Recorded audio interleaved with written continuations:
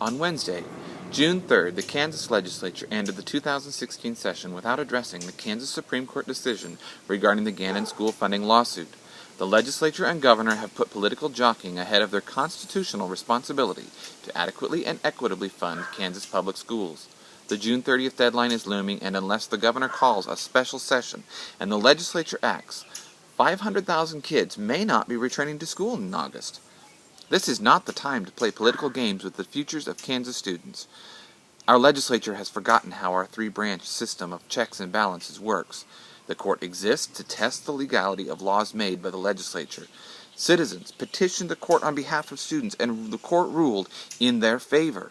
The legislature would have you believe the court is overstepping its bounds, but they are not. They are doing their job. I'm asking for parents, students, community members, and businesses to come together with teachers and demand that the governor and Kansas legislators do their job.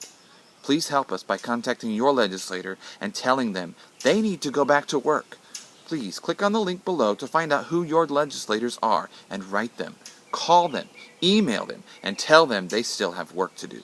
The legislature has shown signs that they may consider a special session, but it will take continued pressure from the people of Kansas to make this happen. It's time for Kansans to stand up and put an end to this nonsense. Our kids matter, and they cannot be used as pawns in a political game of chicken. In November, we have the opportunity to return balance and common sense to the legislature. Please register to vote. And if you already have registered, please make sure that your vote counts by checking your voter registration status. In the August primary and November general elections, please make sure to vote to support education-friendly legislators.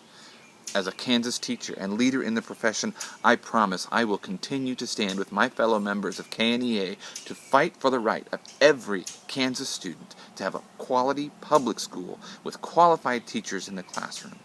Please, join us as we stand up for the future of this great state.